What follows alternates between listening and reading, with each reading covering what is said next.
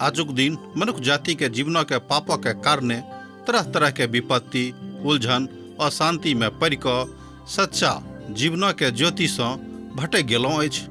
हुनका नहीं मालूम छनि कि जीवन के नीक ज्योति की अछि। यह लेल TWR इंडिया आशक इजोत कार्यक्रम के लऽ कऽ अहाँ के बीच में प्रस्तुत कऽ रहल छथिन कि सब जनजीवन के उद्देश्य के समझ कऽ जीवनक ज्योति में आगाँ भऽ सकी आ परमेश्वरक संग हुनका मिलाप भऽ जाय। यह बाइबलक सिलसिलेवार अध्ययन पर आधारित अछि। कृपया कऽ अहाँ देखू, सुनू, परमेश्वर अहाँ के जनजीवन के ज्योति आ इजोत ठहरेक। आशा की ज्योत मैथिली कार्यक्रम में हम अहाँके अभिनंदन एक बेर आर का रहल छी। प्रभु यीशु मसीह के मधुर आ मीठ नाम सब मनुष्य जाति के लेल सुखदायक अछि। तहन हमर विश्वास अछि कि प्रभु यीशु मसीह के नाम अहूँ के लेल सुखदायक होइत। हमर भाई बहिन, प्रभु से बढ़ि कऽ केओ मनुष्य जाति सँ प्रेम नहि राखैत छथि। एहि बातक विश्वास हमरा लोकनि एहि कार्यक्रमक माध्यम सँ कऽ रहल छी। जहन हमरा सब अध्याय 29 में आबैत छी तऽ एहि बातक देखैत छी। एहि अध्याय में बलिदानक विषय में देखैत छी। बलिदान मनुष्य जाति के लेल एकटा महान बात अछि। आ बलिदान दैहिक आ आत्मिक आ भावनात्मक सेहो भऽ सकैत छै। हमरा सब देखैत छी कि हमरा सब कहियो कहियो अपना लोकक लेल कहैत छी जे हुनका लेल कोनो वस्तुक बलिदान देबाक लेल तैयार छी। एहिठाम बलिदान भावनात्मक भऽ जाइत अछि। हमर भाई बहिन, जेना हम अहाँके कहलहुँ कि आनंददायक क्षण मनुष्य जाति के जिंदगी में आबैत अछि, मुदा ओ आनंददायक क्षण कोना कऽ आयत आ कहिया आयत, एहि बातक लेल हमरा लोकनि स्वयं जिम्मेवार छी। मान लियौ प्रभुक हमरा सब जेना एहि संसार में रहैत काल में ग्रहण कऽ लेब मुक्तिदाता के रूप में, तहन ओहि आनंदक काल हमरा सभक जिंदगी में ओही क्षण में चलि आयत। हमर भाई बहिन, मनुष्य जाति के आनंद कोन तरह से भेटत तकरो विषय में पवित्र पोथी में बतायल गेल छै कि हमरा सब प्रभु के अपन उद्धारकर्ता के रूप में जहन ग्रहण करब तऽ जे सचमुच में आनंद होइत अछि तकरा हमरा लोकनि प्राप्त कऽ सकैत छी। संसारिक आनंद आ तकर प्राप्ति के लेल हमरा लोकनि टाका पैसा के दिस देखैत छी, मुदा सात्विक आनंदक लेल हमरा सब प्रभुक दिस ताकि सकैत छी।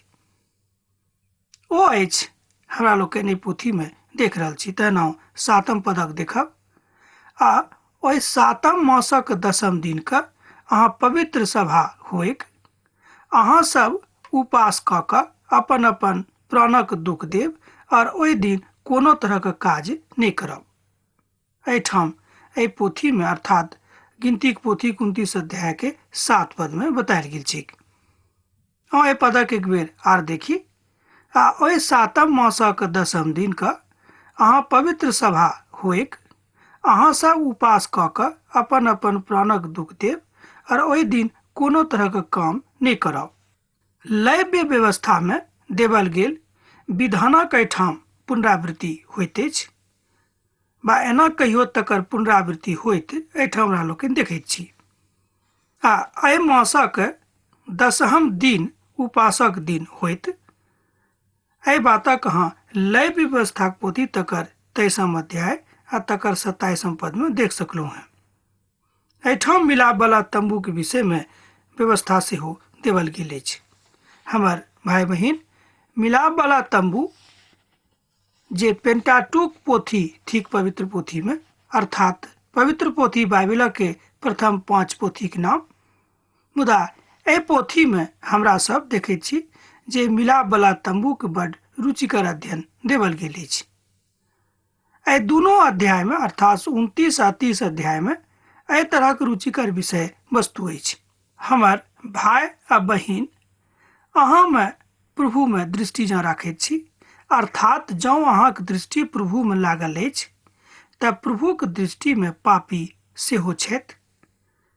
जतेक धर्मी छथि सेहो प्रभुक दृष्टि में छथि। हमर भाई बहिन, अहाँ ई नहि बुझब कि धार्मिक दृष्टि प्रभु दृष्टि नहि छनि आ मात्र पापिएटाक दृष्टि प्रभु राखैत छथि, से बात नहि। प्रभुक एहिठाम दुनू बातक हमरा लोकनि देखैत छी। इएह छल प्रभुमे अहाँक हेतु महान काजक वाचा। पाप की थिक? जे काज प्रभुक दृष्टिमे उचित नहि अछि तकरा हमरा लोकनि पापक संज्ञा दैत छी। आब कहबै जे प्रभुक दृष्टिमे कोन बात उचित नहि अछि, कोन काज उचित नहि अछि, तकरो विषयमे पवित्र पोथीमे बतायल गेल अछि।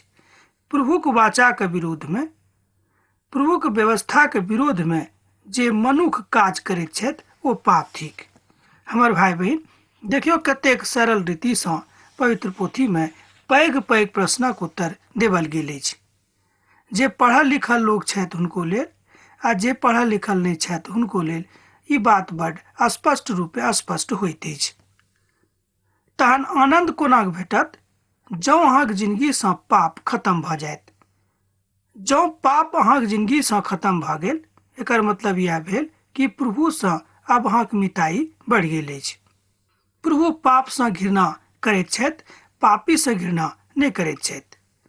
दोसर शब्दमे एहि बातक हम एना बाजि सकैत छी कि प्रभु पापसँ घृणा करैत छथि आ पापीसँ प्रेम राखैत छथि।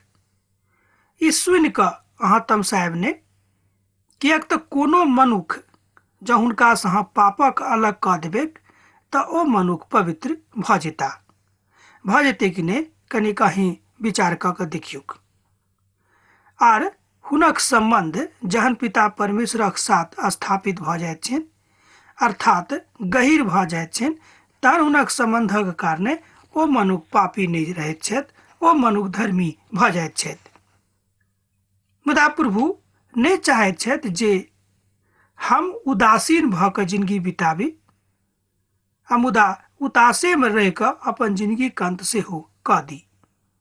हमर भाई बहिन, एहि संसारमे रहैत कालमे एहन केओ लोक नहि छथि जिनका लग कोनो ने कोनो तरहक चिंता नहि छनि। एहि बातक अनुभूति वा अनुभव अहूँके होइत।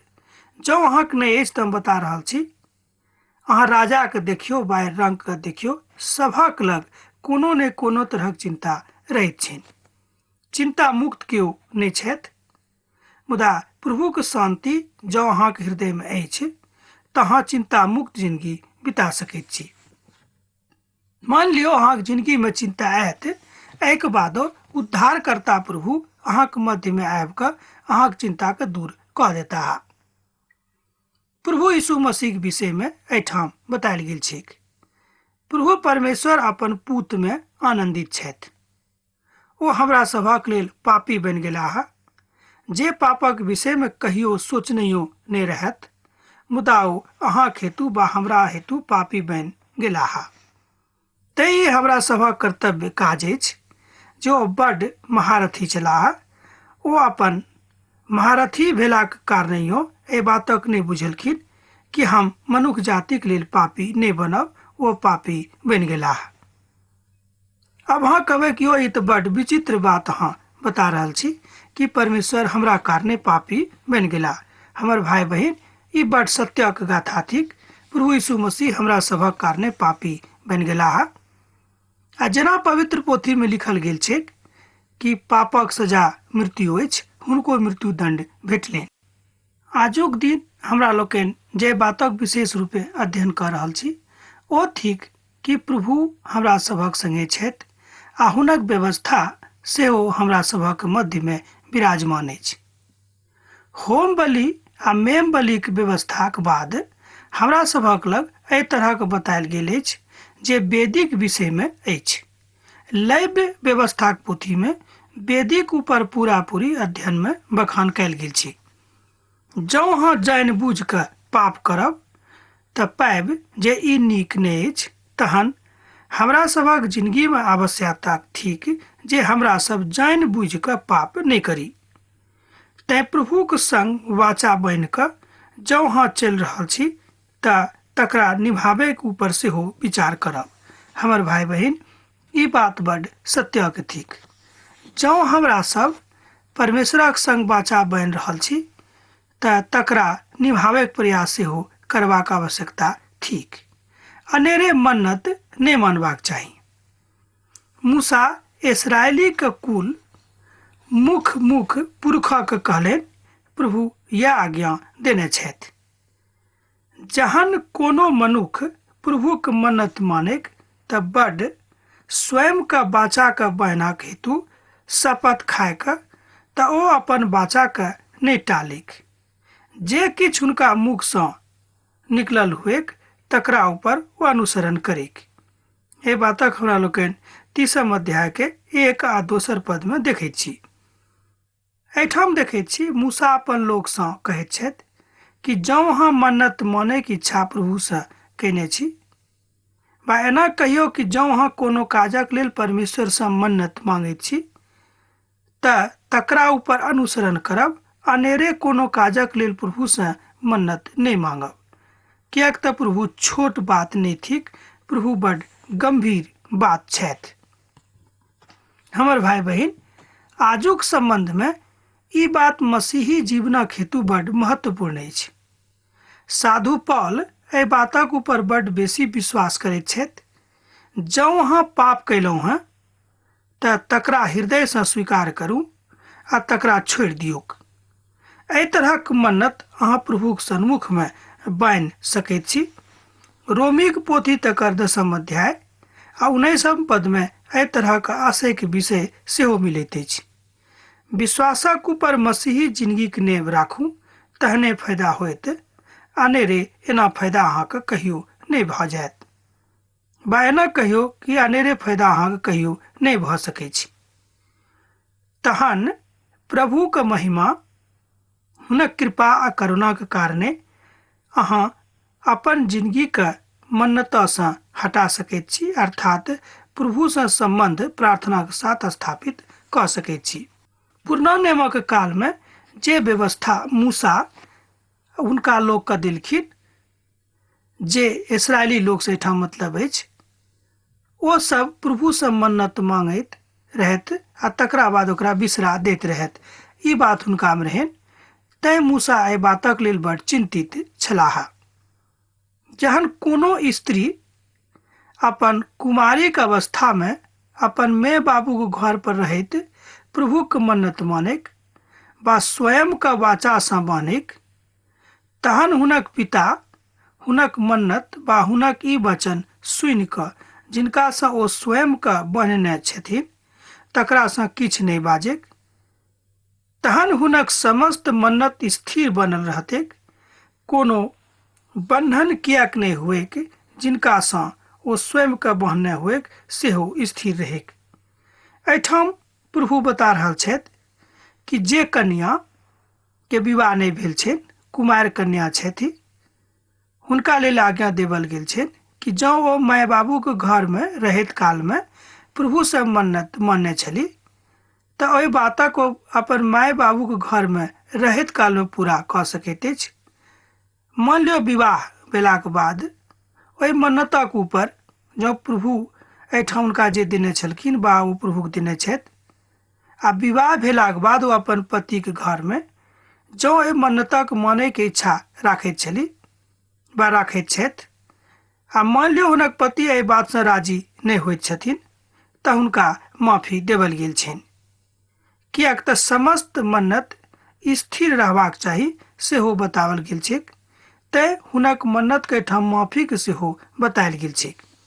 अर्थात प्रभु एहि व्यवस्था में मनुष्य जाति के बता रहल छथि कि अहाँ कोना कऽ ओहि शब्द सँ, ओहि बात सँ प्रभु के लग आबि सकलहुँ हैं। दोसर शब्द में जँ स्त्री मन्नत बा बाचा स्वयं के बान्हने न हुएक तऽ ओ बड स्थिर रहती और तकरा पूर्ति हेतु प्रभु से प्रार्थना करैत रहती।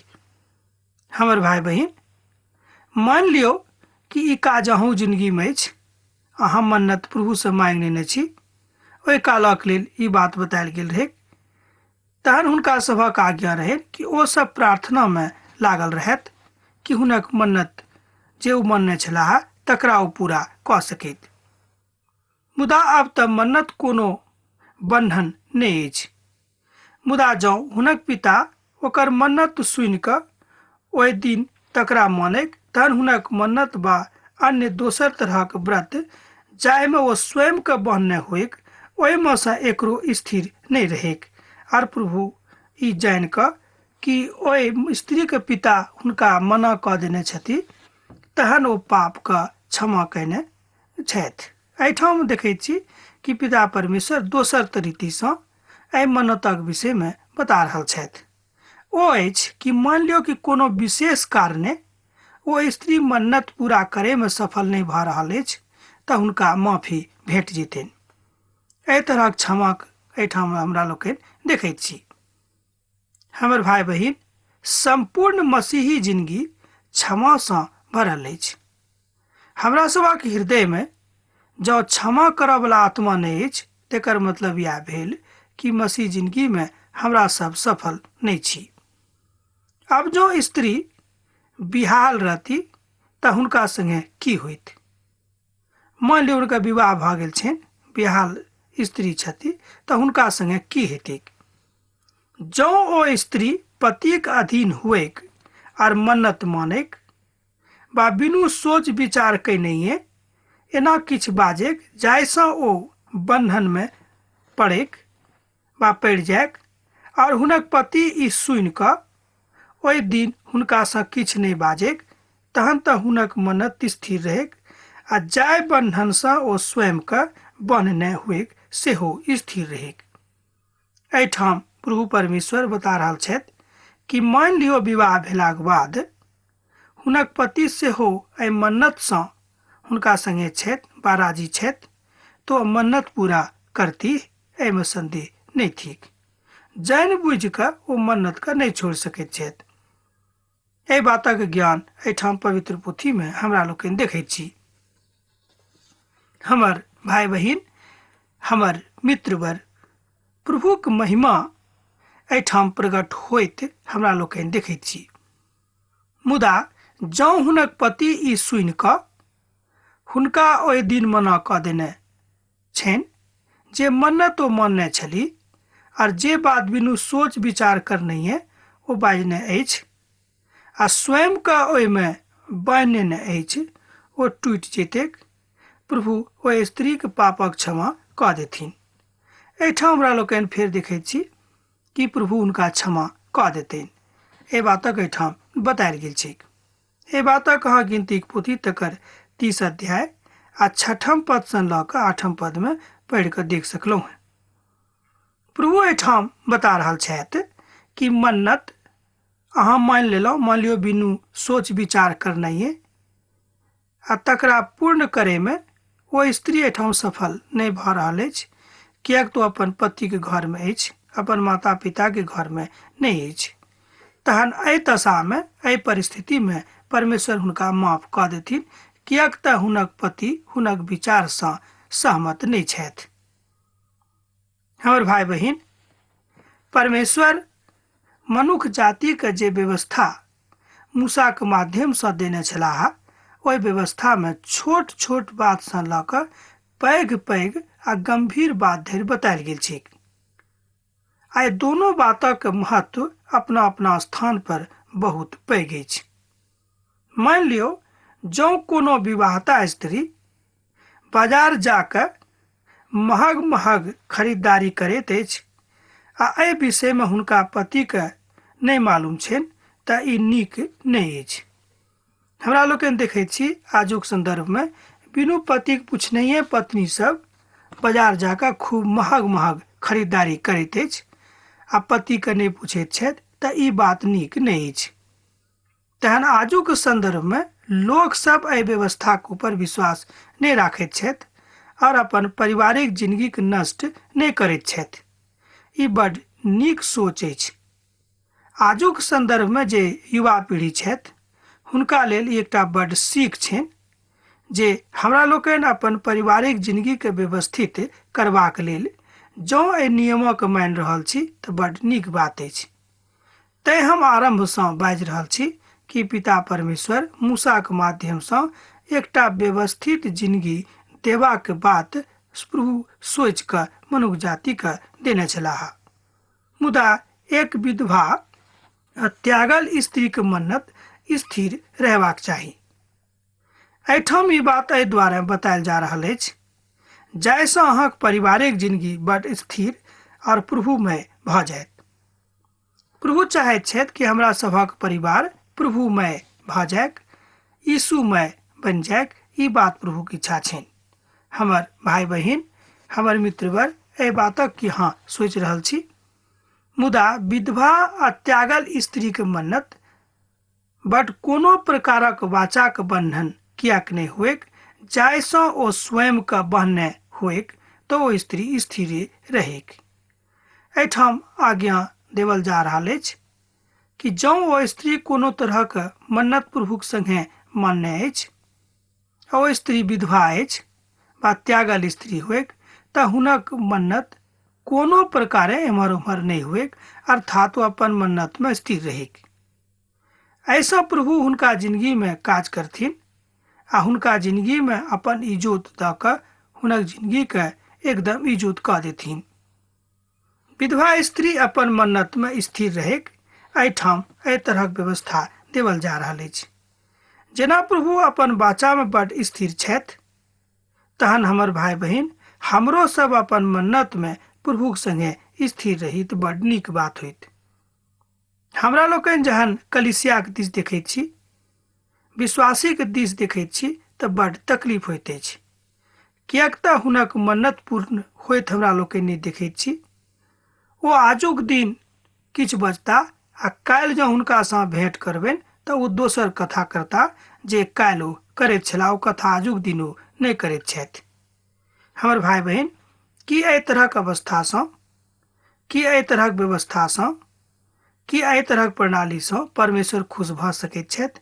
हम कहब कि कहियो प्रभु खुश नहि भऽ सकैत छथि।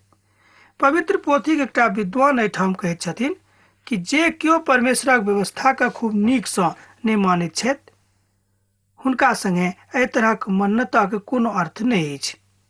तहन हमरा लोकनि बाजि सकलहुँ हैं कि प्रभुक महिमा, प्रभुक कृपा, प्रभुक दया, प्रभुक करुणा आ प्रभुक विहंगमता के कारणे जे किछु अहाँक जिंदगी में भेटल अछि, ओहि सबटा बातक अहाँ खत्म कऽ लेब वा एना कहियो कि गमा देब।